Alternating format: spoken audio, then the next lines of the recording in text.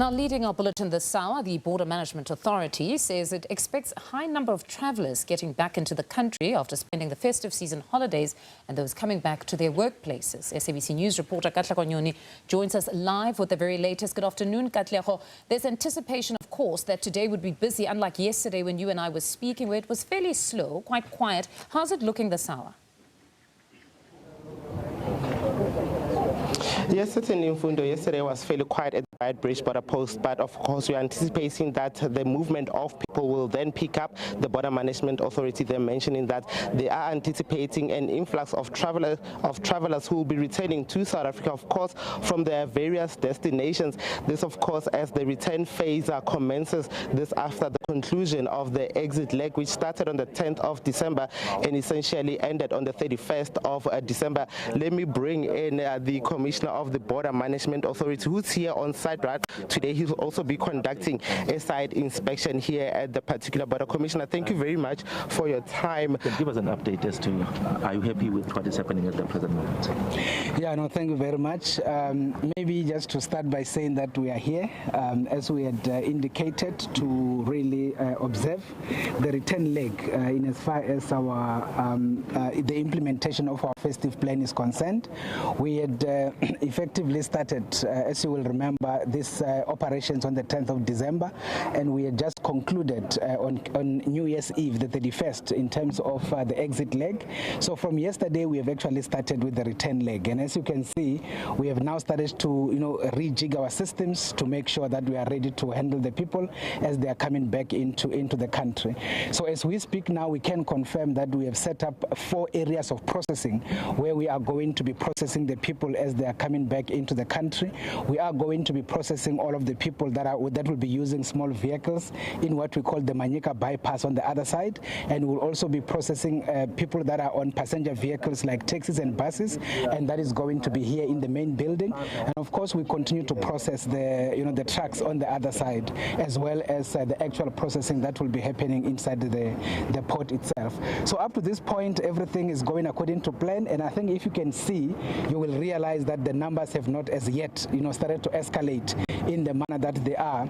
Therefore, we are actually going to be here for the week, and therefore we are expecting that when we go into the weekend, mainly in terms of Saturday as well as Sunday, we are going to see the highest numbers of people starting to come through into the country. But otherwise, from a processing point of view, we are very much ready. So now, as we are talking to you, I do have the Director General here of the Department of Home Affairs, Tomima Kode is also here with us to provide the support, but also to make sure that there is a link in terms of the work that we do here, together with the work that is done by Immigration Inspectorate in the country, particularly when it comes to issues of illegal migration.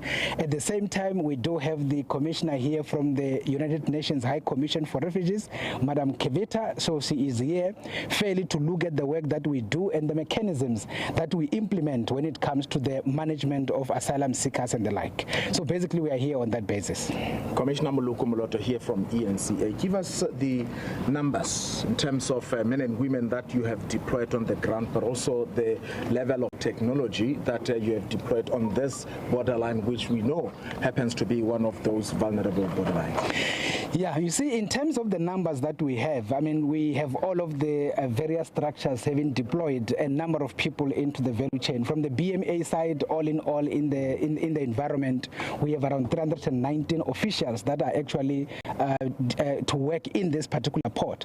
But as you will know, this port operates on a 24-hour basis, and on that basis, I will say that we do have 50 or so at a shift cycle, which is a 4-shift cycle as it stands. At the same time, we appreciate the deployment of a number of the SNDF colleagues into this particular corridor, particularly taking care of the borderline. And of course, in terms of the numbers, the SNDF should then be able to assist in terms of the actual numbers, because in any event, their deployment also depends on the shift cycle that we are actually referencing. We also at the same time have a contingent, once again, of the South African Police Service that is also assisting even in terms of border law enforcement in port, but also assisting in as far as the borderline is concerned. In terms of technology, yes, we do have the drone that is actually ready here. You will see the drone as we go to the other side. That is actually very much ready as we speak, monitoring the vulnerable segments on the borderline. So the key issue is, as we have indicated, the drone enables us not to do just a drive around in terms of the traditional patrols, but actually put together a response team that is going to respond into a particular area when there is a particular intervention that needs to happen. And on that basis, we are able to do the interception. Maybe the other thing that we can actually emphasize, colleagues, we talk about over 7,000 people that we have intercepted during the exit leg. And in that particular number, the over 3,400 was in Groblersdal Bridge port, which is the one with Botswana. So here in Beitbridge, for the first time we had the lowest number. We have only 429 people intercepted. And the reason why that is the case is because we have realized that the Zimbabweans in particular have been avoiding coming through here because of the intensity of the work that we do, and they've been trying to use the Botswana side of the border in terms of Groblersdal Bridge. And that is why we did also deploy that side, and that is why there are those particular interceptions. But otherwise, the body cams are also ready to be utilized by the officials as they do the work, so that we are able to follow through on the activities that they do, but also in terms of the conversation that they have with the travelers. Dr. Masiapato, Katlego from SABC News, talk to us about the entire duration then of the return phase. How long is it going to take place at all the land ports of entries, essentially all the port of entries in the country? Yeah, you see, if you were to look at the actual plan, remember we do have three phases. We have the planning phase, we have the execution phase, and we have the demobilization phase. And of course, we also have the sustenance phase. So if you were to look at, obviously the planning is done. The implementation, which is the execution phase, started on the 10th of December, and it is to end on the 15th of January 2026. Now, in terms of the execution phase, it has two legs. The first leg is what we will call the exit leg, and that is what we did already from the 1st of December until the 31st of December. That had been done, and that had ultimately been implemented. Now we are on the second, which is what we call the second leg in as far as the execution, and this is the return leg. So the return leg had started yesterday, the 1st, and is going to end on the 15th. So from the 16th, we then start with the sustenance phase, which is basically the implementation going forward, and that is going to be taking us until the Easter operations. So from this point, we can say that we are supposed to end the return leg on the 15th. That is the last weekend where we expect the majority of the people, because the schools will actually starting to be reopened on the other side. But of course, the first hype is this Sunday, because people will be going to work on Monday, the next weekend, and then the other weekend, which is the one of the 15th. All right, thank you, Dr. DG, any input from your side in terms of the transgressions? Dr. Mike Masiapato was talking about most of the people trying to cross illegally between South Africa and neighboring countries. So you will recall that the deployment that has been done in terms of these operations includes other stakeholders such as the South African Defence Force, it includes SAPS, it includes CBRTA, and then of course you do have the SARS component. And I think the Commissioner has already provided the stats in terms of what has been picked up, and I think we'll continue along the same path in terms of the close collaboration with regards to all the law enforcement entities. DG Mulukumloto here from ENCA. I mean, we continue to see the authorities doing this year in, year out, yet we continue to see, as much as you are showing us the numbers that are intercepted trying to get either into the country or exiting, but South Africans are saying it seems you are simply failing as authorities to stem this illegal immigration. Are South Africans correct? I think illegal migration, it's a global issue, and I think the UN representative that has joined us will be able to attest to that. There are measures that are being undertaken by the South African government. Firstly is that you are aware that there's a white paper on citizenship, immigration and refugee protection that is out there, that has been gazetted for public comments, where we're soliciting views in terms of how do we then deal with some of these issues. But secondly, Cabinet has directed us to come back to Cabinet early this year in particular, with strategies, interim, long-term. How do we then deal with illegal migration? I don't think we're failing. I think it will take us a bit of time, but the measures that the Commissioner has really outlined are a step in the right direction in terms of dealing with illegal migration. All right, maybe let's get to hear from the UN Refugee Commission. What's been your observation up to so far, ma'am, since you got to this area? Thank you. We've just come and we are here on a familiarization mission, as Commissioner rightly pointed out, to further understand the enhanced work of the border management authorities and DHA in terms of, I work for UNHCR, so in terms of how asylum management is conducted, and to ensure that those who express their need for asylum are actually allowed access to asylum. So that's what we've come to look at here, and we're very happy to be here, to be invited to understand the enhanced procedures in place. One of the complaints by ordinary South Africans in regard to those who come to South Africa looking for asylum is that they tend to jump very many countries, come from, for instance, the Horn of Africa, and come here. Is that how things are done, or should they be going to the nearest country for as long as it is safe for them? What is the procedure when it comes to people seeking for asylum? The procedure is as is. Nobody should be penalized for not having applied for asylum in the, as you say, the first country of asylum. Asylum seekers have a right to apply for asylum wherever they end up. And South Africa has been pioneering in terms of refugee protection over the years, and we'd like to thank the government of South Africa and the people of South Africa for their solidarity and for their support to asylum seekers and refugees. Thank you. So in other words, South Africans should live with the reality that somebody is justified to skip many countries and end up here looking for asylum. As I said, asylum seekers have, under international conventions, have the right to apply for asylum wherever they find themselves and wherever they feel comfortable applying for asylum.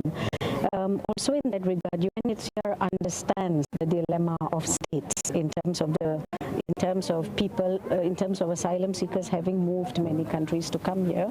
So what we are trying to do is also to see how we can better enhance our work with states to strengthen the route-based approaches, meaning how do you support asylum seekers in the areas where they have crossed, and to better anchor them there. What kind of support do they need in order to avoid them making dangerous journeys down the line to different countries? Or what kind of better support can we enhance in the areas where they are transiting? Yeah. One last question from my side, Commissioner Masiapato. In terms of the technologies that you deploy on the South African ports, the site of South Africa, earlier when we spoke to one South African gentleman who was on holiday in Zimbabwe, coming back to South Africa, he said the technology that is deployed by the Zimbabwe on the Zimbabwean side is far ahead of South Africa's, and he was just unhappy at the manner in which we still a bit behind, according to him. And I've been told by some of your officials here that even the biometrics system that you introduced at some point is still not functioning. When are we going to get just those basics right? Yeah, no, thank you very much, Muluko. Maybe let's start by saying, yes, the Zimbabweans had already done the redesigning and redevelopment of the Beitbridge port on their side. They have already achieved what we are still to start. I think if you can then look on the Zimbabwean side, when we are there on the pedestrian bridge, you will realize that the infrastructure on their side is already advanced. And the reason for that is because they started a bit early. I think around 2019 or so, they started the building process.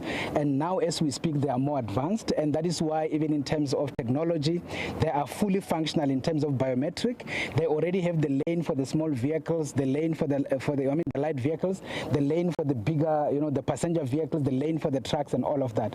So that is very much true. Now, from our side, you will know that there is a public-private partnership that we are concluding, and this work actually had started almost, I will say, 7 or so years ago, and because of the complexities of the processes that we had to follow on the South African side, there has been some bit of delays. But now the good news is that at least the DG is also here, of Home Affairs, who is driving that particular work. Now, as we speak, the engagements are almost at the final stages with the successful, I will say, bidders in as far as the public-private partnership is concerned. So as we speak now, Beit Bridge is one of the top ports that is among the 6 that are going to be redesigned and redeveloped. As you will know, is Beit Bridge here, is Libombo to the east, is Oshuk to Eswatini, Maseru Bridge and Fixberg together with Kofontaine to Botswana. All those ports are going to be redesigned and redeveloped. In this year, which is 2026, you are going to start seeing some bit of movement in as far as that is concerned. Now, that particular redesigning is going to be followed with technology that is going to be brought in, your number plate recognition, your green lanes. We are also going to ultimately implement the authorized economic operator, particularly for the movement of trade or cargo, whereby they will end up not even stopping at the port. We will basically achieve what is called the non-stop border post in terms of the movement of cargo. Therefore, we can confirm that yes, indeed, the Zimbabweans are a bit ahead. When we then kick in this current year, there will definitely be the difference. And that is why there's also conversation to build another bridge across Limpopo River that is going to connect South Africa and Zimbabwe just for cargo. Is going to be on the western side of the river, as it were, linking up to their cargo side on that other side.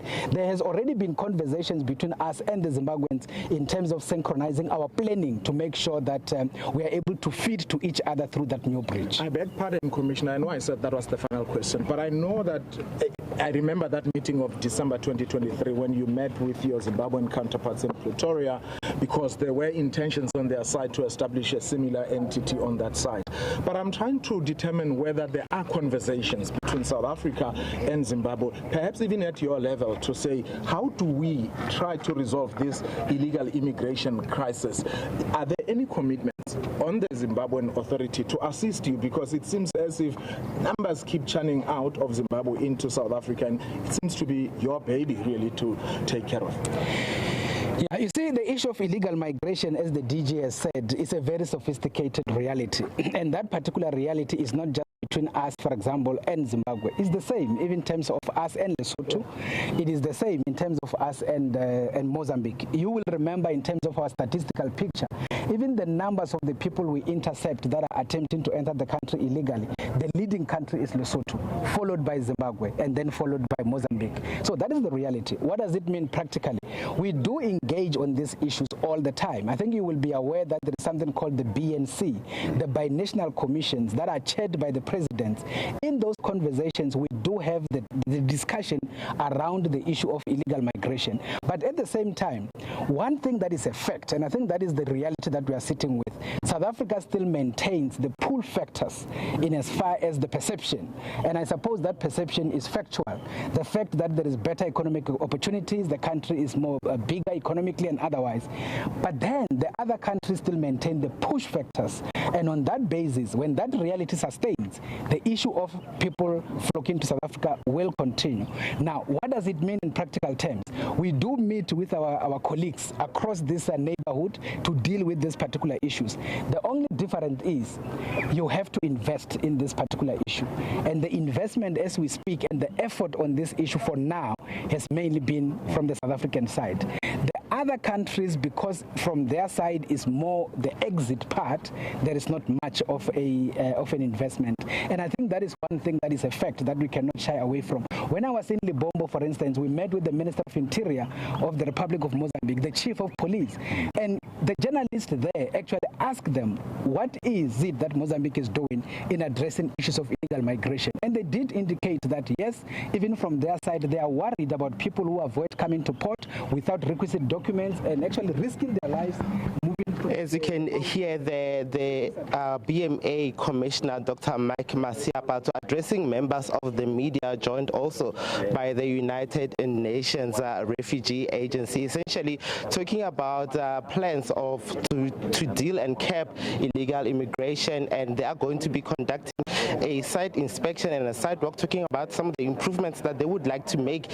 at the Byte Bridge border post. And with that, Mfundo, it's back to you in the studio. All right, Katlego, thank you very much for that update. That's SABC News reporter Katlego Nyoni.